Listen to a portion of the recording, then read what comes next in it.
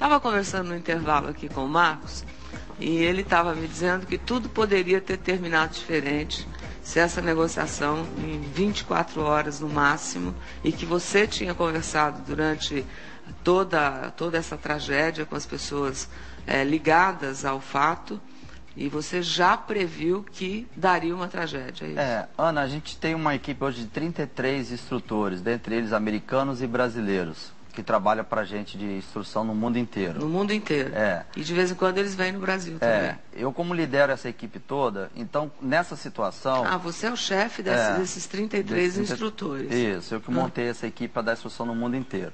Então eu peguei os que são especialistas em gerenciamento de crise e negociação, e durante essa ocorrência online, nos Estados Unidos para cá, e com o Luca, comigo, nós ficamos debatendo cada passo que estava acontecendo. Então, as coisas que eu fui colocando, não foi porque eu vi só pela TV e achei que poderia ter sido feito isso ou aquilo.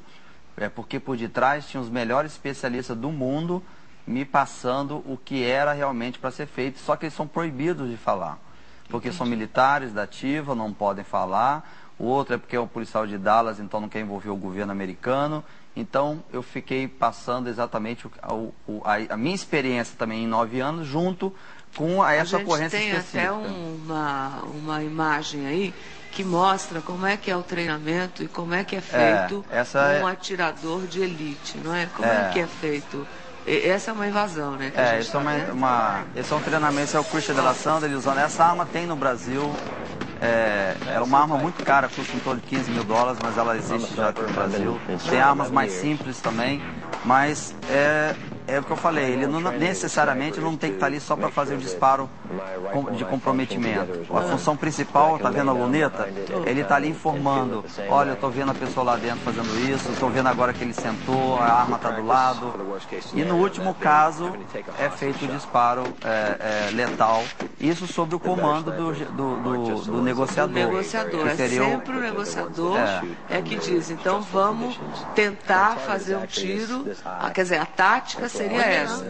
O gerenciador da crise, o coronel devia falar assim, olha, você como negociador vai decidir tudo que tem que ser feito. Entendi. Aí esse negociador estaria em contato pelo rádio com esse atirador de elite. Isso. E ele ficaria postado em algum lugar, onde seria o melhor lugar que eles analisariam. Três atiradores. 2, 3 atiradores, e ficariam ali em volta do apartamento, e no momento oportuno, enquanto o negociador fala com o assassino, com o que está fazendo o refém, ele dá ordem para atirar, é isso? Exato, porque se o negociador falar para o atirador, falar assim, olha, não estamos evoluindo na negociação.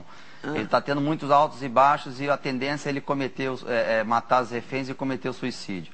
Então, a hora que você tiver a oportunidade, você pode fazer o disparo. E o negociador continua conversando com ele. Quando o atirador achar que tem posição, não é essa posição que apareceu na TV, não. Ele teria várias. Outras posições. Lá no fundo, sem a gente ver, mas aquela luneta tem um alcance imenso. Então ele já faria o disparo, já faria. Um mês atrás, eu vi lá de Dallas, a polícia, o BOP de Brasília, fez uma situação dessa numa farmácia, uma situação com o refém. O negociador viu que não estava evoluindo, o atirador de elite foi lá e pronto, resolveu a situação. A gente tem um caso, inclusive, que está entrando no filme agora, do ônibus 174, né, que teve um atirador que, na verdade, errou o tiro e pegou na refém. Ele não era um atirador de elite. Ele usou uma arma errada. Esse é o real, olha. É o que aconteceu de verdade.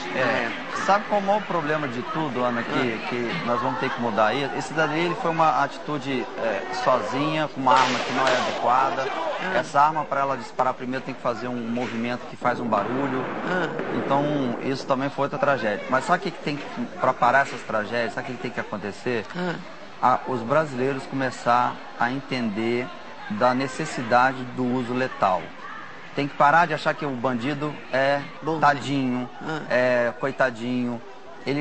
Quer dizer, aqui no 174 teve um erro crasso, é isso? Também porque os comandantes ficaram com medo de fazer um tiro ao vivo. Porque nesse caso aí, se tivesse um atirador de elite, tinha todas as condições, o cara dentro do ônibus, de ter acabado com a vida desse infeliz lá. Sim, esse vídeo, em todos os países que eu vou, eles ainda estudam esse caso, dessa situação do ônibus 174. Então, e falam do uso do sniper. Mas o que eu passo E aí não adianta, depois mata o cara aí dentro, né? Quer dizer, aí emoção. asfixiaram o cara aqui dentro. O problema é que... Matasse antes. O problema é que aqui o policial se envolve na ocorrência, ele faz parte da ocorrência, ele se envolve emocionalmente e acaba embolando as coisas. Entendi. Então, mas a sociedade tem que agora parar e pensar o seguinte: se tivesse que matar esse adolescente, nas leis de outros países, ele pode ser um estudante, a pessoa maravilhosa no bairro, nunca ter ficha suja, mas se ele pegou, já comprou uma arma ilegal, ele já cometeu um crime. Se ele já apontou para uma pessoa, ele está cometendo outro crime. Então ele não é mais aquele estudantezinho inocente que não tem ficha limpa. Ele é um criminoso. Então tem que ser tratado como criminoso. E se a polícia, que é preparada para dar o tiro e matar para salvar reféns, se tiver que fazer... Quer salvar a vida. Quando a gente está dizendo aqui, devia ter feito isso ou aquilo, obviamente a vida humana não tem preço, seja do bandido, seja quem for. Mas se a pessoa, ele não só estava ali a fim de matar um, ele estava com duas pessoas, que foi o erro crasso de voltar a Nayara para lá, que deve ter sido um outro motivo aí de estudo para vocês. Isso nunca existiu em nenhum lugar no mundo, Ana, nesses anos todos de treinamento, de operações especiais em qualquer polícia do mundo. Isso vai virar motivo de deboche, porque como é que se devolve uma refém? Aí você vê que por incompetência de um comandante que não delegou a função para um especialista fazer isso, que era a equipe do GAT. Quer dizer, ela não podia ter voltado, né? E o irmão, inclusive, quase também fica por lá por conta de buscar o cachorro, que eu soube, você deve saber melhor que eu isso. Eu te afirmo que se tivesse o Giovannini no controle total, ou o Capitão Luca ter ido lá para fazer a negociação, essa menina estava viva hoje. Eu te garanto isso. Agora, a sociedade tem que entender, se tiver que fazer um dia um tiro de comprometimento para matar um bandido, a sociedade não deve agora recriminar mais a polícia. Por causa dessa pressão que a polícia sofre, ela acaba tomando decisões erradas, que é prolongar muito a negociação e acaba os reféns morrendo. Para que a sociedade possa entender, agora então correm duas investigações.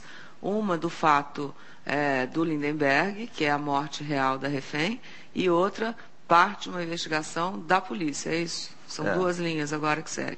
Estão seguindo, acho que da linha da corregedoria. Da investigação para saber, a corregedoria da polícia vai saber tudo isso que está sendo analisado por você, vai saber de quem é e como pode melhorar isso. A gente espera. Com certeza, isso sim. E a sociedade tem que entender que quando os policiais vão fazer o treinamento, só para te dar um exemplo rápido, teve um policial, quando eu vim agora, semana retrasada, para dar curso no Brasil, o comandante dele não autorizou nem ele levar arma nem munição. Então ele pegou um pedaço de madeira e talhou a arma para ir lá fazer o treinamento. Teve que pagar do próprio bolso para fazer o curso, senão ele não ia ter aquele curso. Hoje, no mundo inteiro, as pessoas têm que entender que as academias de polícia só estão formando os policiais. O nosso trabalho hoje, nós estamos dando especializações no mundo inteiro. Isso é a tendência do mundo inteiro. As academias de polícia não estão dando as especializações suficientes. Então as empresas estão conseguindo pegar isso porque pegam os melhores profissionais, são os melhores do mundo. Quer dizer, tem que investir na polícia. Na verdade, tem que investir e capacitar. E a sociedade tem que cobrar isso. Cadê o governo, então, que não está? A gente sempre fala de governo, mas então... Está aí a eleição para você fazer isso. Exato. Marcos, muito Eu agradeço, obrigado por ter desabafado. Parabéns, viu, pelo trabalho. Muito obrigado por ter aceito o nosso convite. Tá? Um abraço. Você mora em Dallas. Moro em Dallas. Mora em Dallas. Você volta para lá quando? Volto semana que vem, terça-feira. Tá bom. O Louro quer um autógrafo seu, porque ele é apaixonado pelo seu trabalho. Obrigado. Muito legal. Tá, parabéns, viu, Marcos? Pela vida, pela história, pelo trabalho, viu, cara? A gente fica revoltado de ver uma menina que perdeu a vida e a gente vendo tantos erros. Então, desculpa ter desabafado aqui. Fez muito bem. Obrigada, viu? Vai com Deus. Muito legal. Boa viagem, tá? Bom trabalho. Marcos, boa viagem, bom trabalho.